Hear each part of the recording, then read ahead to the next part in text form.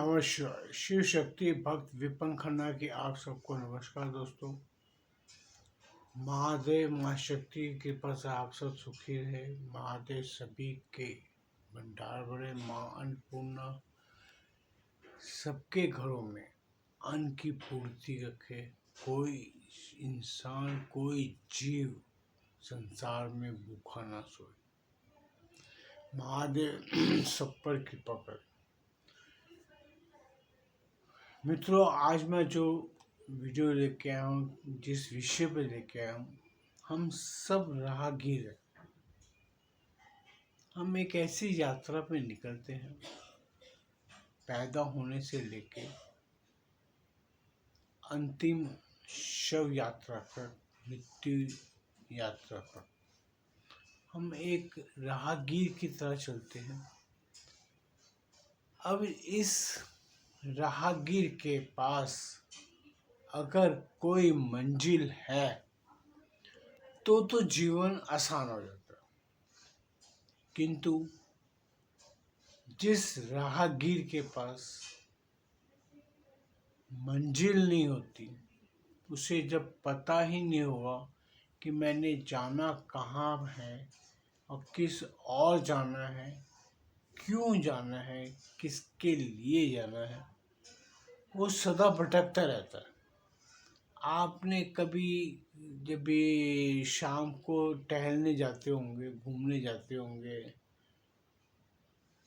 तो आपने कभी कुछ सोच के जाते हैं कि भाई मैंने इधर जाना है, तो आप उसी की परिक्रमा करते हैं, उधर घूमते हैं, फिरते हैं, बगीचे में, गार्डन में जाते हैं, वॉक करते हैं। तो आप एक टारगेट लेके, एक दिशा निर्देश लेके जाते कि मैंने उधर जाना है। यही कहने का मेरा मतलब है कि राहगीर कौन होगा? हम जाने वाले, जो अपनी राह पे चलने वाला इंसान राहगीरी करता है। हमारे जीवन की यात्रा भी एक बहुत बड़ी यात्रा है, जिसका अगर हमारे पास लक्ष्य निर्धारित नहीं होता तो हम यूं ही भटकते रहते। जैसे कोई बच्चा ऐसे घूमता फिरता रहता है, कोई काम धंधा नहीं करता, तो लोग उसको कहते हैं कि आवारागर्द है, इसके पास कोई काम नहीं है, निकम्मा है।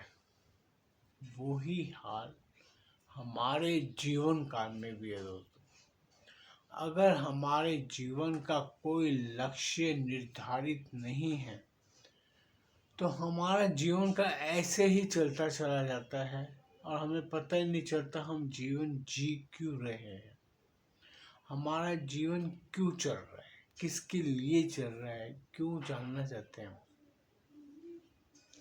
हम इसी कर्मों के, इसी होते हैं ना, चक्रों में फंसे रह जाते हैं। अब आप पैदा होने के बाद आपके पास जब स्कूल जाने लगते तो एक निर्धारित तक कि जब 10वीं पास, 12वीं पास हो जाए, बहुत बड़ा लक्ष्य हो जाता है। तो बहुत से बच्चे कर जाते। आज हमारे वक्त के ऊपर 10वीं पास कर ली तो बहुत बड़ी बात हो जाती थी, लोग अपने व्यवसाय में चले जाते थे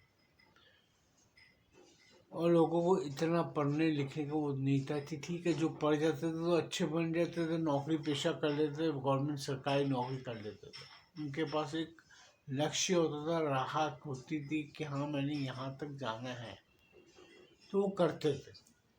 किंतु जो इंसान के पास लक्ष्य नहीं होता, वो आदमी यूं ही भटकता रह जाता है। इसलिए हमारे को पता होना चाहिए कि हमें क्या करना है, कहाँ जाना है। परिवार बसाते हैं, जीवन का लक्ष्य लेके चलते हैं, परिवार बसाया, पत्नी आई, शादी, बाल बच्चे हुए, उनको पालना पोसना, पूरा हमारा वक्त गुजर जाता है, हमें पता ही नहीं लगता। और ऐसे ही पूरा संसार चल रहा है दोस्तों, और ऐसे ही चल रहा है, ऐसे ही चलता रहेगा। इसके लिए हमें अपने कुछ नियम बनाने पड़ते हैं।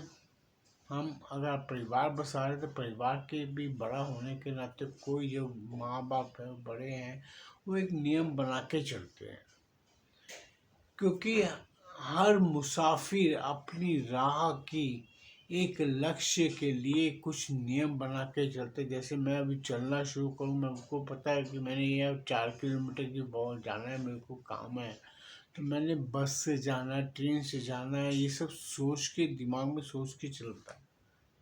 अगर ना सोच के चलेगा तो रास्ते में ही वो कंफ्यूज रहेगा कि बस पकड़ूँ कि गाड़ी करूँ कि टैक्सी करूँ कि स्कूटर में जाऊँ कि गाड़ी लेके जाऊँ।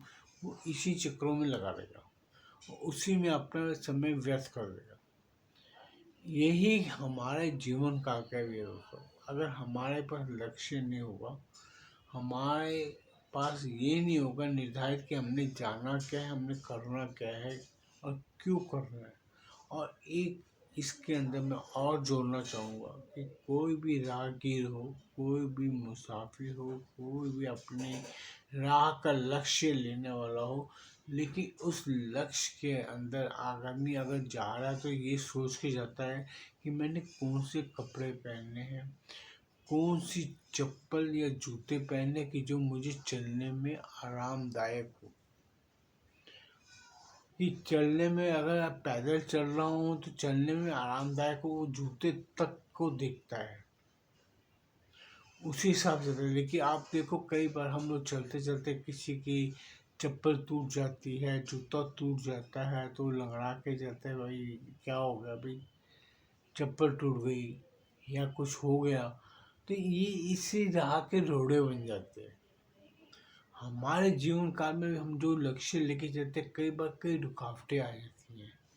कहीं पे अगर कोई व्यवसाय का लक्ष्य लेके चले तो कोई धन की रुकावट आ जाती है, काम में अगर मंदा तेजी आ जाती है, ये सब कार्य चलते रहते हैं लक्ष्य के साथ। और हमारे जीवन काल में भी सुख दुख जिसके हमने परिभाषित किया है कि जो हमारे हिसाब से जो चीज़ नहीं मिलती हमें, तो उसमें हमें दुख होना शुरू हो जाता है। और जो चीज़ हमारे हिसाब से मिल जाती है तो हम उसमें खुशी और अच्छा अनुभव रहता है। यही हमारे जीवन काल में चलता रहता है। अगर आप अपने जीवन काल में पूजा पाठ करने के योग्य साथ में अपने जीवन काल में लेके चलते हैं, तो पूजा पाठ हमारे उस राह पर हमारे लिए एक छत्र का काम करती है। जैसे एक राहगीर रास्ते में धूप आती है, बारिश आती है, उससे बचाव के लिए छतरी लेके चलता है, छाता लेके चलता है, अम्ब्रेला लेके चलता है। मैं तीनों इसलिए बता दिया, किसी को भी पता लगे छतरी छतरी क्या होता है तो मैं इसलिए बता दिया कि छाता अम्ब्रेला तक होता है। वो हमारे को क्या करता है कि हर राह पे हमें अगर धूप आ रही है तो भी बचाता है, बारिश आ रही है तो हमें बारिश से भी बचाता है, लेकिन वो हमारे लक्ष्य तक पहुंचने के लिए हमें रुकने के लिए प्रेरित नहीं करता। हम चलते रहते हैं, छाता लेके चलते रहते हैं, हमें पता है कि हमारे पास छतरी है। अगर आपके पास छाता ना हो तो आपको कहीं पे रुक के उसका किसी छप्पर के नीचे रुकना पड़ता है कि भाई बारिश हो रही है। यही कारण है दोस्तों, हमारे जीवन काल में भी हमें कई समय कुछ विपत्तियां आती हैं। कोई व्यवसाय में विपत्तियां, जीवन जीने के लिए तकलीफ आती है, हमें कोई पैसों की तंगी आती है, तो उस टाइम वही जो छतरी मैं बोल रहा हूँ, छाता बोल रहा हूँ, ईश्वरीय तत्व वो हमारी मदद करते हैं, हमारे जो लक्ष्य तक पहुंचने के लिए हमारी सहायता करते हैं। वो इसीलिए हमें अपना एक इष्ट जो हमारा मददगार साबित हो, या कोई हितैषी हमारी जो मदद करता हो, वो भी ईश्वर की कृपा से ही मिलता है और हमारी उस राह को आसान बना देता है। हर एक इंसान को अपने जीवन काल के अंदर अपने बड़ों की छत्र छाया प्राप्त होती है। जैसे पिता हो गया, दादा हो गया, दादी हो गई, कोई ना कोई हर एक इंसान को प्राप्त होता है। कोई मित्र मिल जाता है ऐसा कि जो आपकी मदद साबित होता है, आपके जीवन यापन में आपकी सहायता करता है। ये सब वो छतरी का काम करते हैं दोस्तों। उसमें ही सबसे प्रथम हमें अपने लिए एक भक्ति और ईश्वरी तत्व हमारे पास होना बहुत जरूरी है। अब आप सोचेंगे कई लोग इतने हैं जब पूजा पाठ कुछ नहीं करते तो भी बहुत तरक्की कर जाते हैं। क्या उनके पास उनके माँ बाप का आशीर्वाद होता है? उनके बड़े बुजुर्गों का आशीर्वाद होता है? आशीर्वाद का मतलब ये भी हो जाता है दोस्तों कि उनके पास जायदादें हैं या माँ बाप का सपोर्ट है, तो उनकी राह आसान हो जाती है। अगर जो आदमी शून्य लेके चलता है तो अपनी मेहनत से सब कमाते हुए चलता है, तो उसके लिए ये कार्य बहुत कठिन हो जाता है।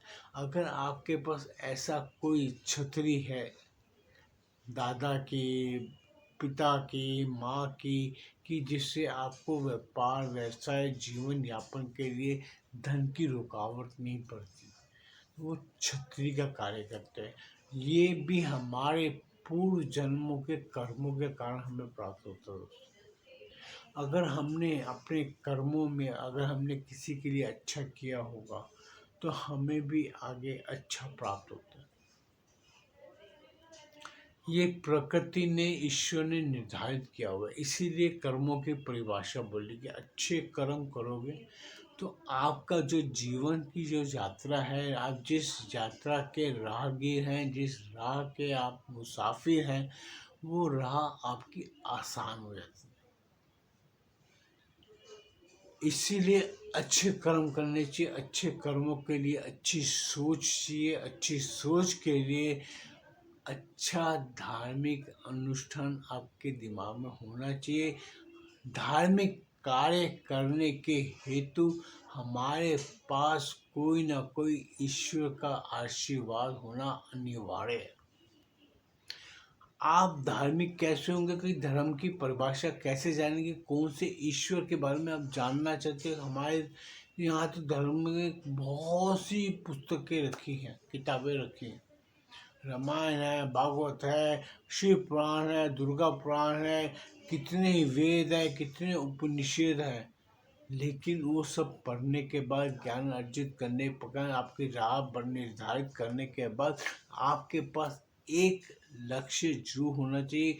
वो कौन सा ईश्वर है, वो कौन सा इष्ट है जिसकी मैं उंगली पकड़ के इस राह को, इस यात्रा जो पूरी जीवन रूपी यात्रा है, इसको मैं पार कर पाऊंगा।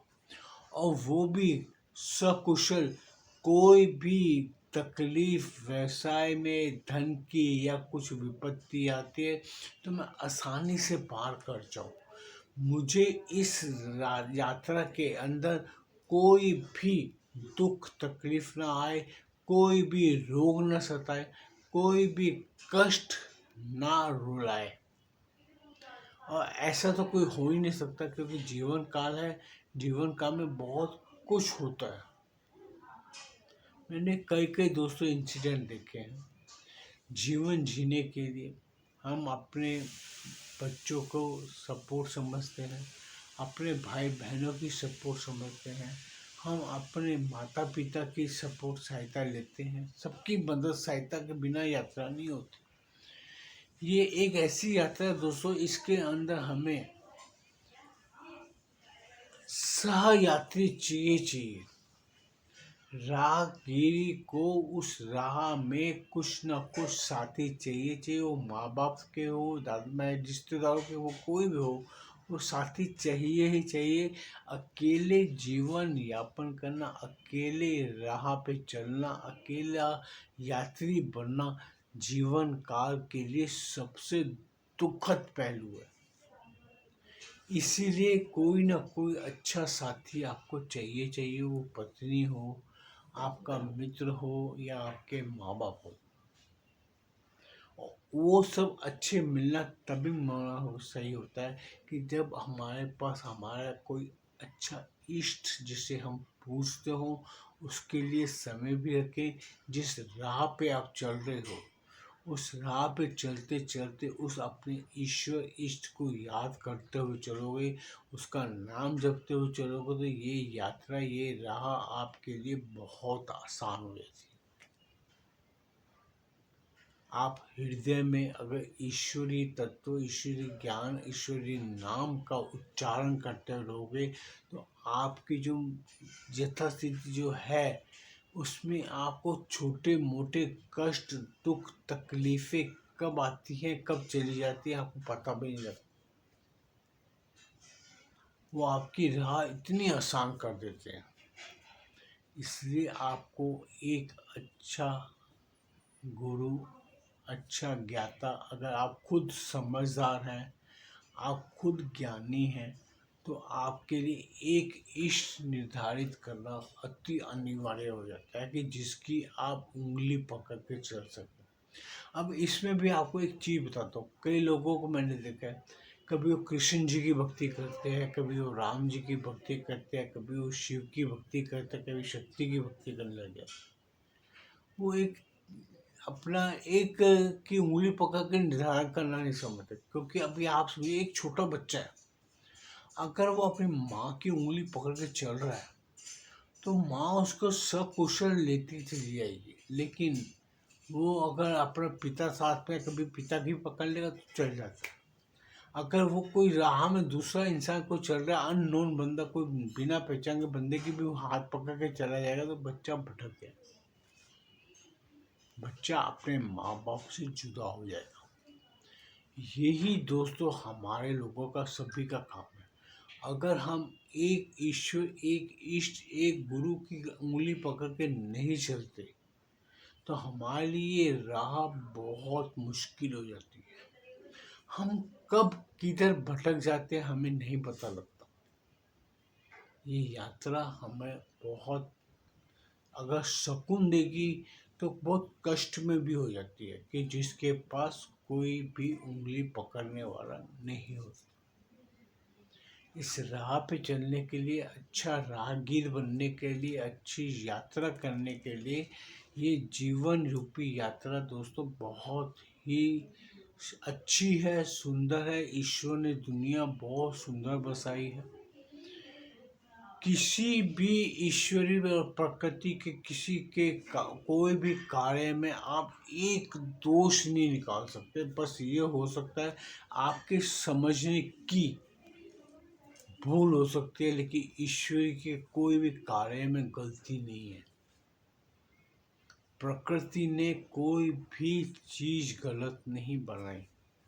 उसने इतनी सुनियोजित ढंग से हर एक चीज बनाई है। कहाँ पे पहाड़ है तो कहीं पे पेड़ है, कहाँ पे नदी बह रही है, कहाँ पे समुद्र है।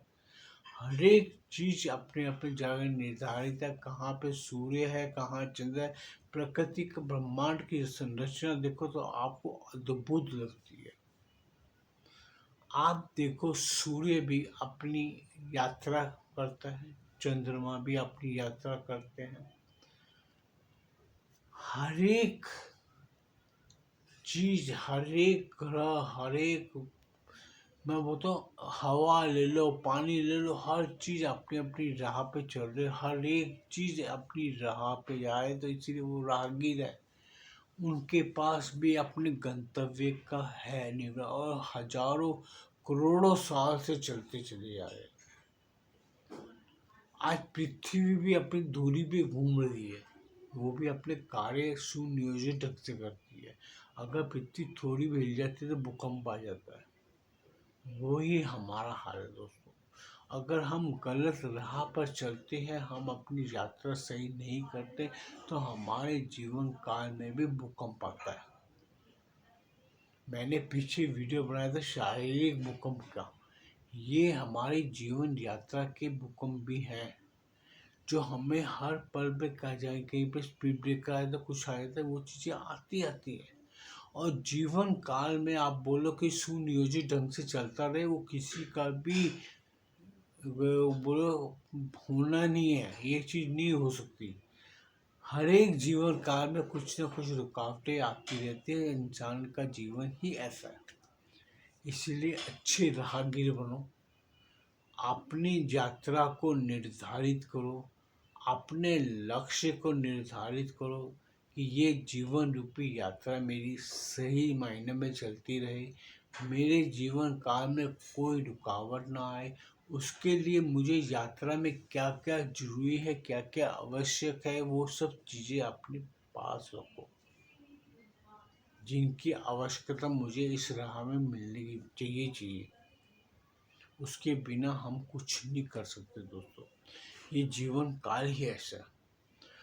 आप अपने कभी पिता को पूछ के देखो, पिता को पूछोगे पिताजी आपकी सारी जिंदगी जो कार्य किए वो किस हिसाब से किए, तो उसकी आपको ज्ञान लेना चाहिए।